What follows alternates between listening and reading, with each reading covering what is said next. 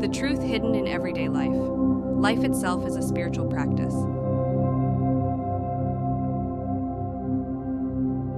What is the meaning of life? This question has troubled people across time and cultures.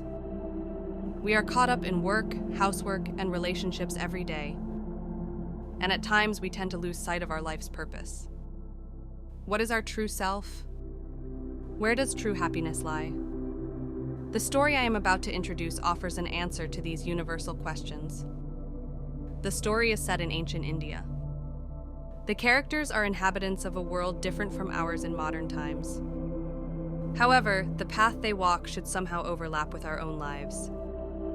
By following the protagonist's journey, we may find ourselves re-examining our inner selves. We may discover invaluable meaning in the mundane activities of daily life. I hope this story becomes a ray of light that illuminates your life. In a corner of Rajagaha, a man was holding his head in his hands. His name was Sudina. While leading a life driven by work, he had somehow lost sight of the meaning of living. Why do we live? What meaning is there in this continuous suffering? Sudina kept asking himself these questions. He was exhausted by the unanswerable questions. In his youth, he was full of ambition and devoted himself to work. But as he grew older, a sense of emptiness grew. He lost his wife, his children left the nest, and now he was alone. How long will these days continue? Looking out the window, he noticed a bird flying leisurely. Sudina felt envious of its figure freely dancing in the sky. If only I could live without worries like that bird. I can't do that. Sudina had encountered the teachings of Buddhism. Attaining enlightenment through the cycle of reincarnation and being freed from suffering. He was drawn to that philosophy, but it seemed unrelated to himself. Liberation is impossible for an ordinary person like me. What more can I hope for at this point? Unable to find the meaning of life, Sudina's days passed by in emptiness. He was simply seeking peace. But even that he didn't know where to find. Then one day, on his way home from the market, an old woman was lying on the side of the road. Sudina ran to her in surprise. Are you all right? What happened? The old woman spoke in a hoarse voice while breathing painfully. It's all right now. I have been tormented by suffering until now. It's enough. Sudina was astonished. It was as if it was the voice of his own heart. Cradled in Sudina's arms, the old woman quietly told him this. You are suffering too, but unlike me, you still have time. Seek true peace. You must not cling to the things of this world. With those words, the old woman took her last breath. As if guided by something, Sudina carried the old woman to his house. Then he buried her and prayed for her soul. How can I put an end to a life of suffering? I must find the answer. The old woman's death made Sudina question the meaning of life. It was a turning point in his life. Many years passed since then. Before he knew it, Sudina had reached the age of 60. I've already grown this old? Looking at his reflection in the mirror, Sudina was suddenly surprised. More white hair, sunken cheeks, and wrinkles etched on his face. Old age had crept up on him without him realizing. 60 years old. It is said to be a turning point, the beginning of a second life. Until now, Sudina had simply been spending his days vaguely. But now he couldn't help but re-examine his own life. Was this really all right for me? Deep in his heart, unfulfilled thoughts continued to smolder. The dreams of his youth, the bonds with his family, the irreplaceable things he had lost, and above all, the question of the meaning of life. Sudina had been talking more with his friends about how to spend his old age. Many of his friends said they had started attending the monastery. They said they were listening to the teachings of the Buddha in search of peace of mind. Is it true that going to the monastery brings peace of mind? Although half-doubting, Sudina was interested. In contrast to himself, who had not found a guide for living, his friends seemed to be spending fulfilling days. One day, his close friend Udayin approached Sudina. Why don't you come to the monastery soon? It's been quite a while since I started going and I really feel lighter in my heart. Surely you'll find answers to your troubles too. Udayan's words moved Sudina's heart. Indeed, perhaps he needed to start something new at this point in his life. All right, I'll try going once. Sudina answered that way, but his heart was full of anxiety. Would he really be able to attend the monastery? Would he, tormented by worldly desires, be able to accept the teachings? Isn't it presumptuous for someone like me to aim for enlightenment? What crossed Sudina's mind were thoughts of the sins he had accumulated throughout his life. In this way, Sudina, seeking a guide for living, made the determination to take a step towards the monastery. Sudina, who had reached the age of 60, while harboring anxieties about old age, he was about to set foot in the unknown world of the monastery. So this is the rumored monastery. In front of the hall shining in the morning sun, Sudina let out a sigh of admiration. The towering building was solemn itself, and the people walking the path also had a pious countenance. Is it all right for someone like me to come here? Though nervous, Sudina quietly stepped into the building. Upon entering, he saw monks sitting in meditation at the end of a long corridor. The sound of sutra chanting reverberated as prayer beads swayed. Overwhelmed by the sacred atmosphere, Sudina's feet involuntarily shrank back. A young monk approached him. Nice to meet you. Thank you for coming to the monastery. I am Dharmaka. Nice to meet you. I'm Sudina. Is it all right for someone like me to be in this place? Yes, of course. The Buddhist teachings are for all people. Sudina felt a little relieved by Dharmaka's warm words. Though timid, he spun his words. Actually, I am troubled by life and have lost sight of the meaning of living. I heard about the monastery from a friend and came thinking something might change. I see. Many people visit here with similar feelings. Sudina-san, please let me assist you in any way I can. And so Sudina began attending the monastery. At first, it was a series of bewilderments. Sutra chanting, meditation, studying the scriptures. Each and every one was a new experience for Sudina. Starting something new at this age, I astound myself. While muttering inwardly, Sudina still listened eagerly to the teachings. The Four Noble Truths and Eightfold Path expounded by the Buddha. All people are beings tormented by worldly desires, and by extinguishing them, one reaches enlightenment. My worldly desires run too deep. Can I really extinguish them? The anxiety was endless, but in the figures of the monks, starting with Dharmaka, Sudina was gradually finding hope.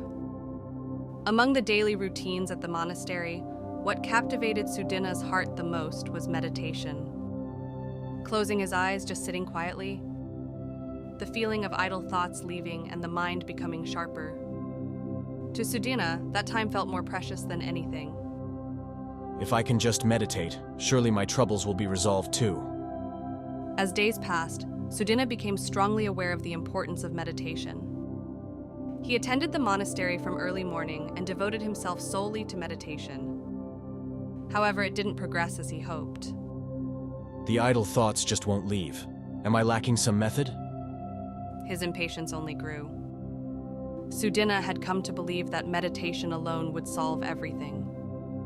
As his attachment to meditation grew stronger, Sudina's daily life gradually became neglected. I don't have time today either. I want to meditate longer, so I'll put off cleaning. Dust accumulated in his room, and his belongings were scattered haphazardly. The plants in the garden were growing uncontrollably. His meals also became irregular. Thinking he must fast before and after meditation, he neglected even eating once a day. I mustn't be attached to eating. Right now, I should focus only on meditation. Whipping his emaciated body, Sudina struggled to make his meditation time even a little longer. At night, sleepless days continued. He tried drinking milk and chanting sutras, but to no effect. It's fine if I can't sleep. I'll devote that time to meditation instead. Cutting even his sleep time, he diligently meditated at the monastery. But no matter how much time passed, the path to enlightenment remained distant. The more his life fell into disarray, the more Sudina's impatience grew. Why? No matter how much I meditate, my worldly desires won't disappear. What am I lacking? Cornered both mentally and physically, Sudina was becoming desperate. Then one day he ran into an acquaintance passing by. Surprised by the reunion after so long, the acquaintance exclaimed, Sudina, what happened to you? You've become quite haggard. No, it's nothing. I'm just devoting myself to meditation. But you mustn't overdo it.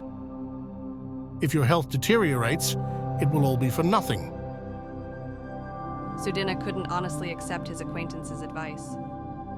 He thought that as long as he could meditate, everything else was secondary.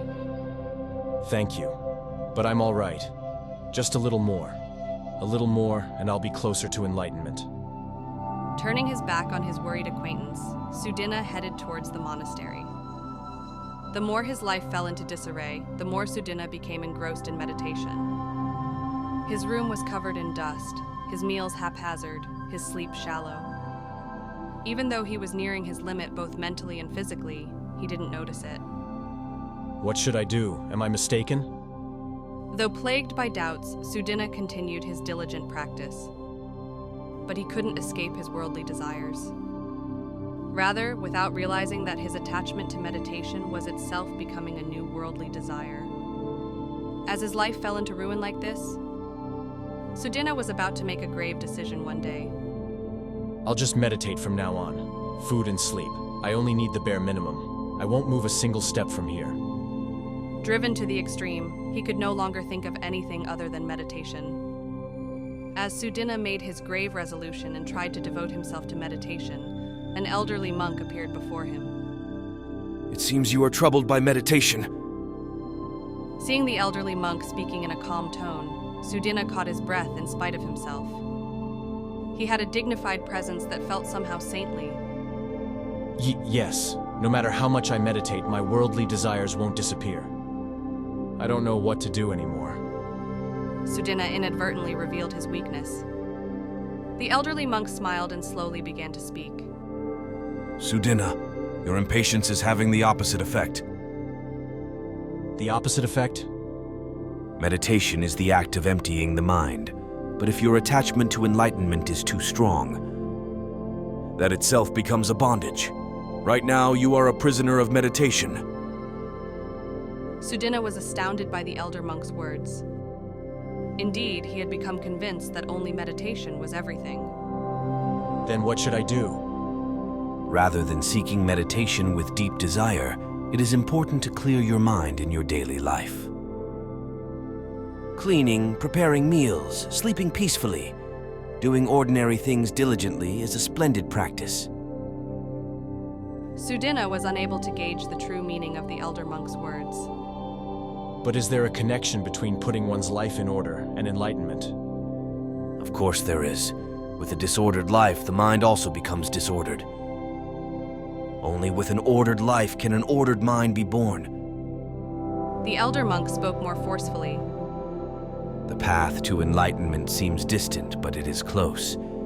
The answer lies within your everyday life. Sudina deeply nodded at the elder monk's words. I see, I understand. I'll start by re-examining my life. Yes, that's right. Take it step by step without rushing. Sudina felt a sense of gratitude towards the elder monk speaking with a kind smile. Thank you, venerable monk. I will never forget your words. In this way, through his encounter with the elder monk, Sudina was about to take a new step forward, letting go of his attachment to meditation and living each day diligently. He became convinced that this was the path to enlightenment.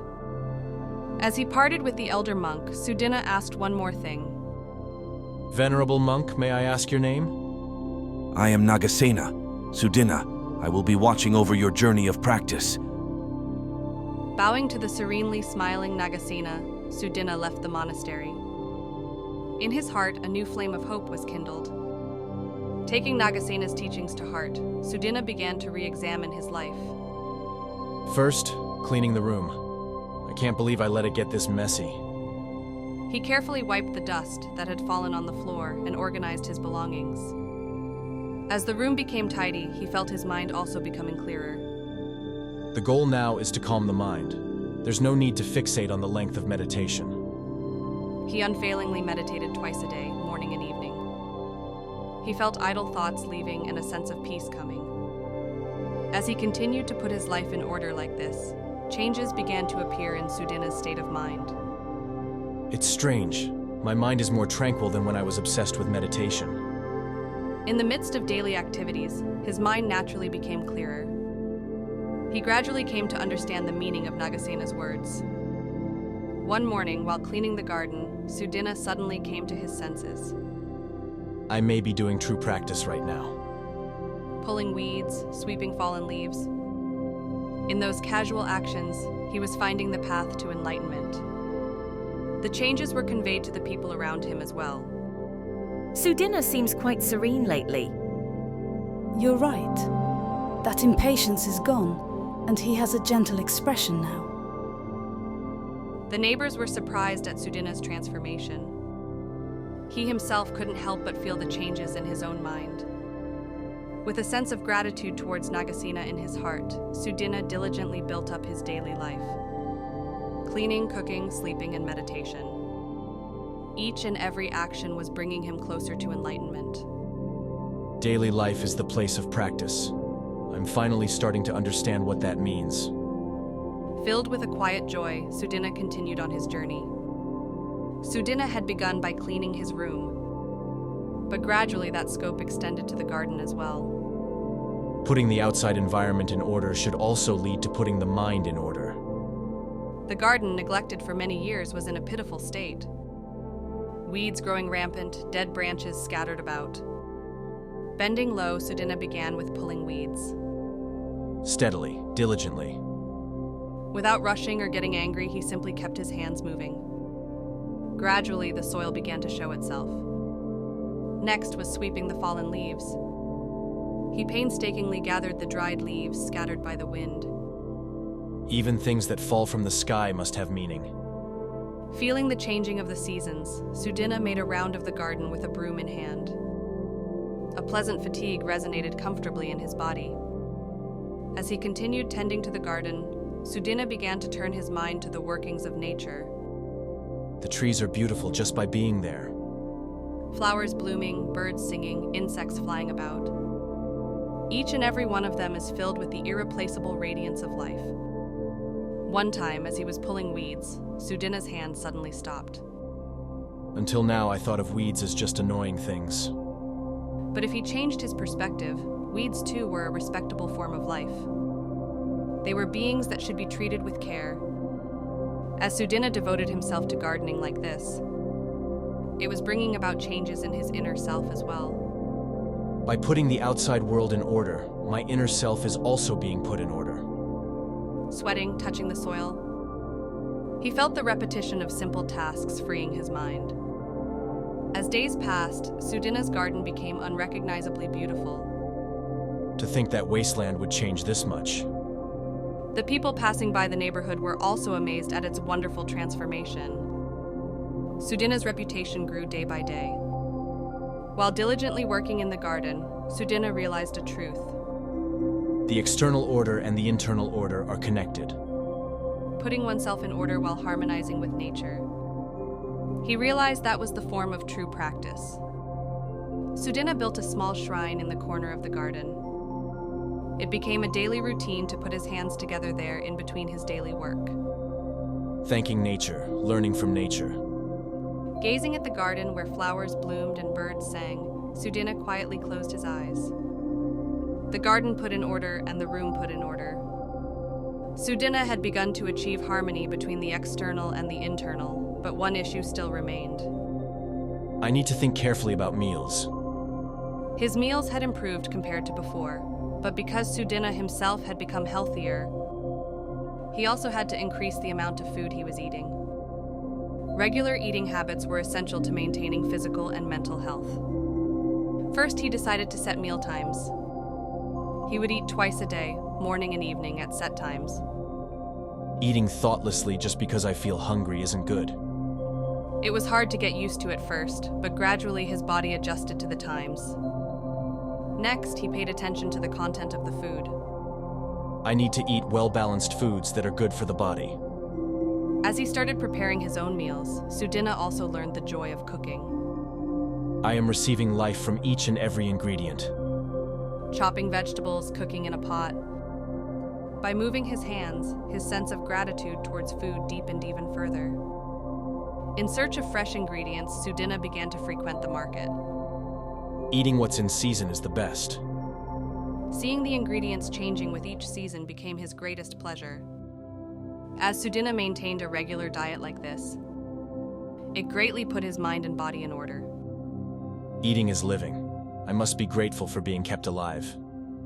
He ate his meals slowly, chewing each mouthful as if savoring it. His former attachment to food seemed like a lie. One day, as Sudina was making a vegetarian meal, a bhikkhuni visited him. Your cooking is quite renowned. Please let me taste it sometime. Though embarrassed, Sudina served the meal with his whole heart. The bhikkhuni exclaimed in admiration. What a delicious meal this is. The beauty of your heart is also expressed in your cooking. Sudina deeply nodded at the bhikkhuni's words. Putting meals in order is putting the mind in order. I understand that now. Putting his diet in order was putting his mind in order and nurturing it. Sudina realized anew the power of food. He made sure to offer a prayer of gratitude before and after meals. I humbly receive this life, and I will use this life preciously. There was the joy of being kept alive. Through regular meals, Sudina's mind and body became even healthier than before. However, he still had an issue to overcome. I have trouble falling asleep at night. Perhaps as a remnant of when he was absorbed in meditation, his sleep tended to be shallow. His body was tired, but his mind wouldn't rest easily. So Sudina decided to devise ways to improve his lifestyle. It's important to spend time relaxing before sleep. Once the sun set, he would no longer meditate. Instead, he would chant sutras quietly. He also made sure not to drink alcohol. He consciously set aside time to calm his mind. He also devised ways to improve his bedding. Bedding should be simple yet pure. A hemp futon and a straw pillow. He paid attention to being able to lie down with his body relaxed. Before sleep, he never failed to reflect on the day. How did I live this day? When there were joys, he gave thanks. When there were mistakes, he reflected on them. With good thoughts for tomorrow in his heart, he would close his eyes. Thanks to these efforts, Sudina's sleep gradually became deeper. I slept really well. The refreshing feeling of waking with the morning sun. It was a fulfilling rest he had never experienced before. Peaceful sleep had a good influence on his daytime activities as well. I feel like my head is lighter. The quality of his meditation increased, and his understanding of the teachings deepened. He came to know the importance of sleep firsthand. One full moon night, Sudina quietly closed his eyes. Then, mysteriously, he felt a sensation of being enveloped in a peaceful light. Does this mean I've entered samadhi? Sudina intuitively felt that he had touched a sacred state.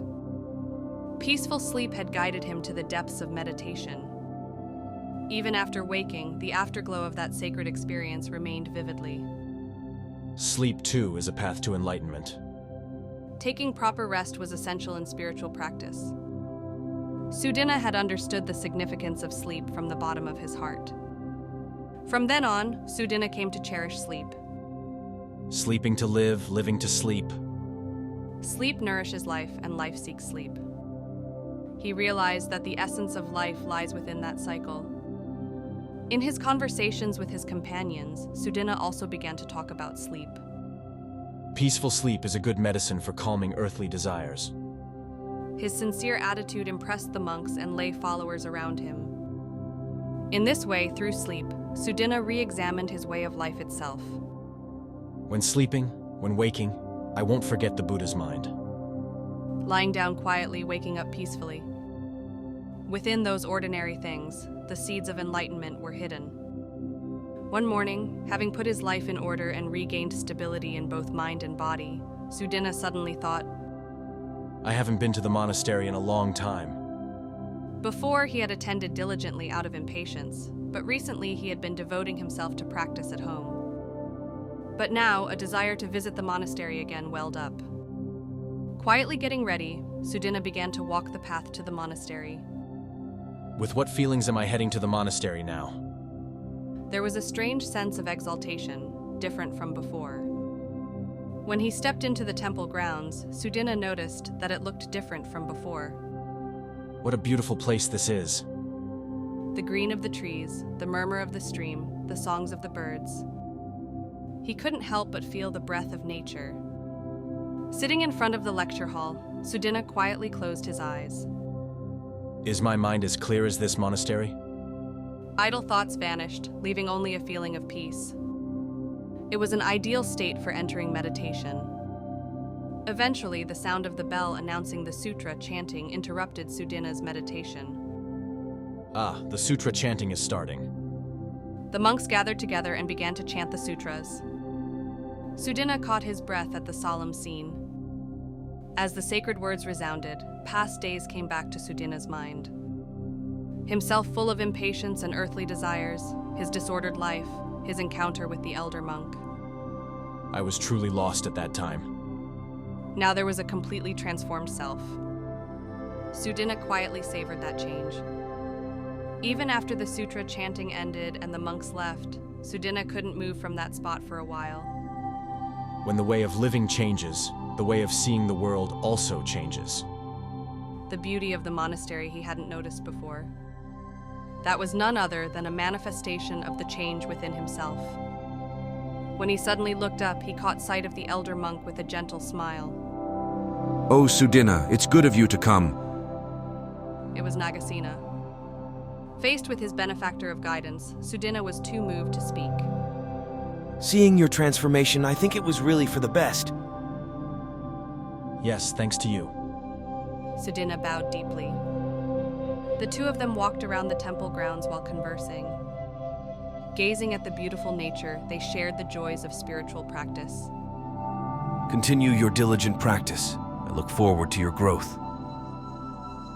As they parted, Nagasena told him that. Sudina's steps as he left the monastery were lighter than ever. I'll come again to re-examine myself. That sacred place filled with silence and prayer. It had become an irreplaceable place for Sudina. As his life became orderly and his mind stable, changes began to appear in Sudina's meditation as well. Idle thoughts decrease and the mind becomes calmly still. Before, he was constantly tossed about by thoughts, but now it was easier to enter meditation. A harmonious life was improving the quality of his meditation. One morning, as he entered meditation as usual, Sudina was suddenly enveloped by a strange sensation. The mind is becoming clear, endlessly. A transparency he had never tasted before. Sudina forgot time and was simply immersed in that stillness. When he eventually came back to himself, Sudina was filled with a great joy. Ah, so this is what meditation is. Being freed from idle thoughts, just being as he is. He was finally beginning to taste that state. The deep meditation experience transformed his daily life as well. I've become able to direct awareness to each moment. When walking, when eating, when sleeping. In each moment, he could observe himself without interruption. Sudina was beginning to root meditation in his life. One full moon night, Sudina entered meditation in the garden, bathing in the clear moonlight into a deep state of samadhi. I am one with this moon, one with the world. The distinction between self and other dissolves, enveloped in a sense of unity with the universe. For Sudina, it was an unprecedented sacred experience. When he awoke the next morning, Sudina's inner self was the epitome of tranquility. The power of meditation is truly amazing. Freed from earthly desires, just filled with joy. He realized that his daily training was steadily bearing fruit. With each meditation, Sudina's mind became more flexible. I feel I can accept anything as it is. Sadness, anger, anxiety. He could dissolve everything into himself. Through meditation, Sudina was nurturing the power of his mind. One day, as Sudina stood up from meditation, an unfamiliar man appeared before him. You are Master Sudina, right? I came after hearing about your reputation in meditation. He said he had come all the way from a distant place. Sudina was filled with surprise and embarrassment. As he spoke with the man, Sudina found himself enthusiastically explaining his own experiences. Meditation is a means to recover oneself. He couldn't help but superimpose his present self on the figure of the troubled man, just like his former self. Listening to your story, I feel like trying meditation. As he left, the man showed a bright smile. If I was of help, nothing could be better. Sudina too returned a beaming smile. In this way, Sudina also learned the joy of conveying his own experiences to others. If my meditation can be of help to someone. With each dialogue, Sudina's words gained more persuasive power. In his evening meditation, Sudina was seized by a single thought. I want to convey this joy to even more people. This state filled with peace. Wasn't it his mission to widely share it? A new determination was sprouting in Sudina's heart. One day, visiting the monastery, Sudina found Nagasena. Sudina was struck by the figure of the elder monk, absorbed in zazen with a serene smile. Master, it's been a long time. As he approached and greeted him, Nagasena slowly opened his eyes. Ah, Sudina, what brings you here? Yes, I wanted to tell you about my recent practice.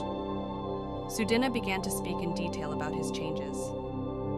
That Hisi life had become orderly, his meditation had deepened, and he had come to feel the joy of life.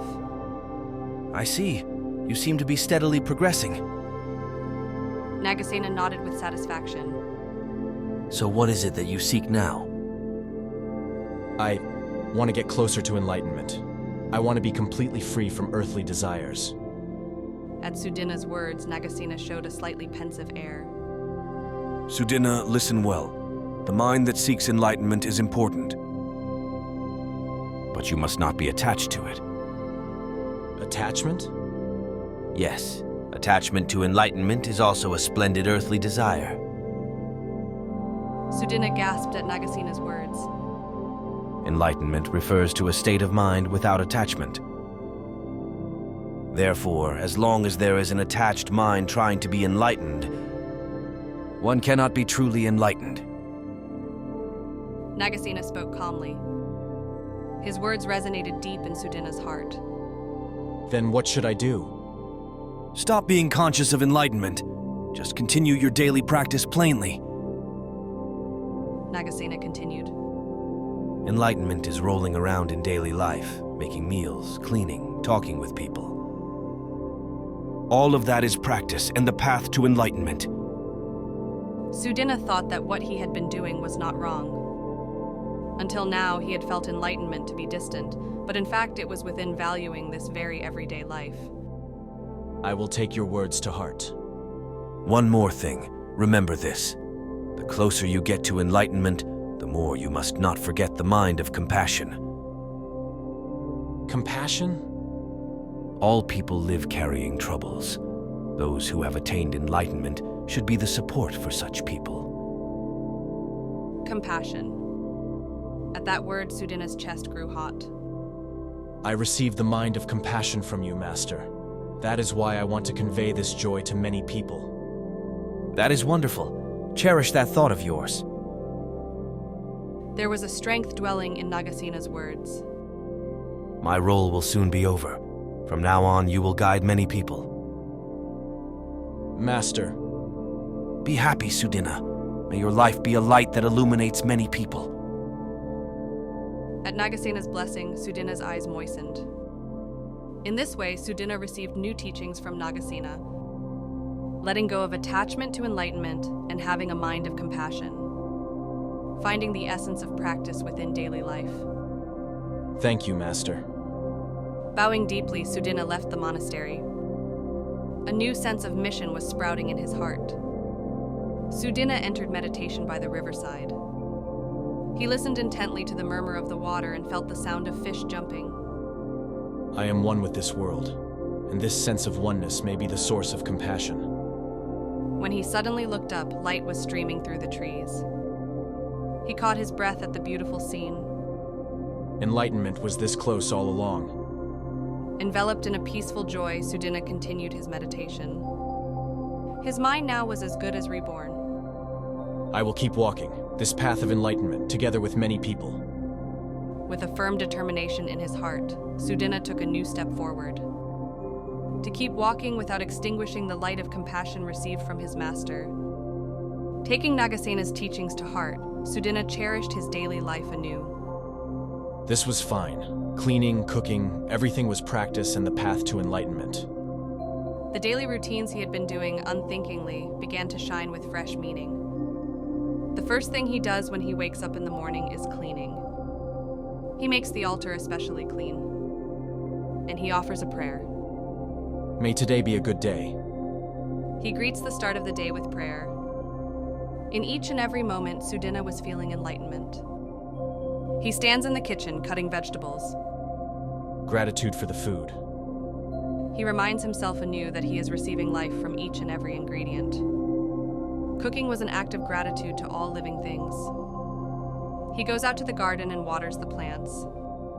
Surrendering myself to nature. Breathing in the same environment as the plants. Sudina was savoring the joy of being one with nature with his whole body. When it was time for sutra chanting, he put his heart into the words. Form is emptiness, emptiness is form. Detaching from attachments, just being as it is. The sutra verses taught him that state of mind. As the sun sets and he lights a lamp, the small flame gently illuminates his mind. Gazing at the light, Sudina thought of the light of wisdom. In each and every scene of daily life like this, Sudina was finding enlightenment. Enlightenment is not far away. It is here now. Every aspect of life becomes a mirror reflecting the truth. Sudina simply kept standing in front of that mirror. The daily activities also promoted inner change. A tranquil mind is filling me. He became less swayed by anger and sadness. He became able to accept events as they were. One day, a trivial dispute arose with a neighbor. In the past, I would have argued driven by anger. But the Sudina of now was different. He considered the other person's position and continued the dialogue calmly. We must not forget the heart that cares for each other. The problem was resolved amicably, Sudina realized. The mind of compassion becomes a bridge connecting people. I am now living in the true sense. Filled with a sense of fulfillment, Sudina spends his days. Enlightenment was pointing to the way of living itself.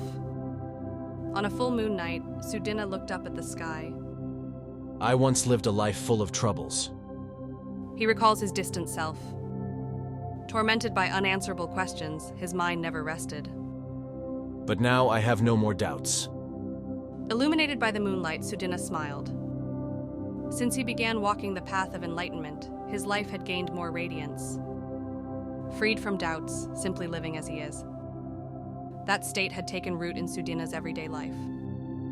I will continue walking this path for the rest of my life. There is no end to the path leading to enlightenment. That is why he vowed to walk each and every day preciously. In this way, Sudina kept finding truth within ordinary days. The commonplace life itself was the path to enlightenment. Living in the now, just that alone, how precious it is. With that thought in his heart, Sudina keeps walking, to weave the everyday life of enlightenment throughout his lifetime. For us living in modern society, there are many lessons to be learned from this story. First, to modern people who tend to lose sight of the meaning and purpose of life. This story teaches the significance of valuing the here and now. Enlightenment does not exist in a distant ideal world, but rather within daily life. Putting one's heart into each and every aspect of daily life, such as work, household chores, and relationships, leads to true fulfillment in life. Moreover, while modern society pursues material wealth, it tends to lose peace of mind. Many people are swayed by attachments and desires and carry stress. This story suggests the importance of letting go of attachments and accepting oneself as one is. Furthermore, for modern people troubled by self-seeking, Sudina's way of life may serve as a guidepost. The answer is always within oneself. Rather than seeking answers in the external world, It is important to face oneself. Additionally, the message that one must not forget the mind of compassion towards others can also be said to be a universal lesson applicable to modern society. By attaining enlightenment, breaking free from a self-centered way of life, and having a mind that wishes for the happiness of others, that is a spirituality that is particularly needed in modern society.